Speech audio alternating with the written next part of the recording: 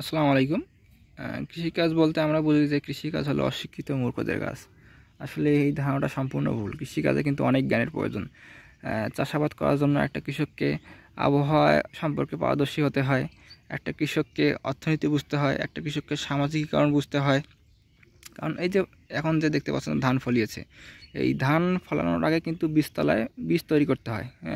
এই যে সে বীজটা কখন রোপণ করবে, কখন ফেলাবে, এই সম্পর্কে তার যদি ধারণা না থাকে, সে যদি ভুল সময়ে বা প্রতিকূল সময়ে সে যদি বীজটা রোপণ করে, তাহলে সেই বীজ থেকে কিন্তু গাছ জন্মাবে না। তাহলে কি আপনাকে ফসল ফলানোর জন্য আপনাকে আবহাওয়া সম্পর্কে পারদর্শী হতে হবে, যে আমি কোন সময়ে কোন ফসলটা ফলাবো, কোন ফসল ফলালে সে জন্মাবে, এবং কোন সময় যদি আমি বীজটা রোপণ করি তাহলে সে বীজ থেকে চারা আসবে, চারা আর হবে না। তার যদি এই আবহাওয়া সম্পর্কে জ্ঞান না থাকতো, তাহলে কিন্তু সে কখনোই ফসল ফলাইতে পারতো না। আর অর্থনীতির বিষয়টা আসি, যে ইরি মৌসুমে অনেক ধরনের ধান চাষাবাদ করে। যেমন আমাদের এখানে মিনিকেট করছে, কেউ 28 করছে, কেউ 16 করছে। কৃষককে কিন্তু আগেই প্রেডিক্ট করতে হয় যে আমার এই মৌসুমে এই ধানটা ফলাবো, এই মৌসুমের এই ধানের চাহিদা বেশি হতে পারে, দামটা সে বেশি পেতে পারে। এই যে আগেই যে প্রেডিকশন করা যে আমি এই ধানটা ফলাবো, এই ধানটা চাহিদা বাজারে বেশি হইতে পারে, এই ধানের দামটা চড়া মূল্যে যেতে পারে। এই যে অর্থনীতির বিষয়টা, এটা সম্পর্কে তার কিন্তু একটা জ্ঞানের প্রয়োজন। আবার মার্কেটিংয়ের দক্ষতার বিষয়টা আসি, যে একটা কৃষক ফসল ফলালো বা গরু ছাগল লালন পালন করলো, সে যে একটা কাস্টমারের কাছে সে জিনিসগুলো বিক্রি করবে, বিক্রি করার সময় সে যেমন কাস্টমারকে ইমপ্রেস করার চেষ্টা করে যে আমার ফসলটা ভালো, আমার ধানের রঙটা ভালো, আমার ধান থেকে ভালো কোয়ালিটির চাল হবে, আমার ধান থেকে যে চালটা আসবে সে চালটা সুস্বাদু হবে। এই যে কাস্টমারকে ইমপ্রেস করা, এটা কিন্তু একটা মার্কেটিং।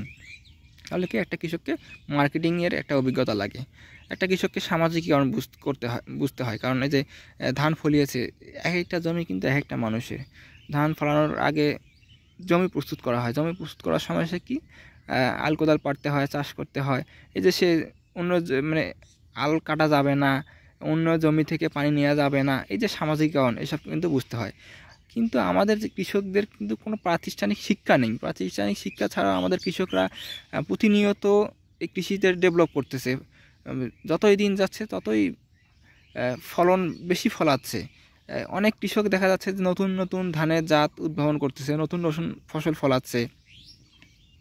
এই যে এত কিছু করতেছে, তাদের কিন্তু কোনো প্রাতিষ্ঠানিক শিক্ষা নেই। 99% কৃষকদের কোনো প্রাতিষ্ঠানিক শিক্ষা ছাড়াই কিন্তু তারা এত সুন্দর ফসল ফলাচ্ছে, এটা আসলে অভাবনীয়।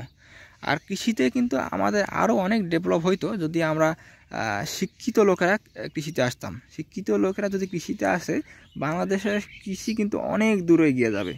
বাংলাদেশের কৃষিকাজে 65% মানুষ সরাসরি এবং পরোক্ষ প্রত্যক্ষভাবে জড়িত। দেশের 65% মানুষের জীবিকা নির্বাহ হয় কৃষির ওপর, সেটা প্রত্যক্ষ এবং পরোক্ষভাবে। এই কৃষিতে যদি শিক্ষিত লোকেরা আসে, তাহলে কৃষিটা কিন্তু অনেক দূর এগিয়ে যাবে, এবং আমাদের দেশে যে অর্থনৈতিক যে সংকট, সেটা আমি মনে করি যে ইনশাল্লাহ কেটে যাবে।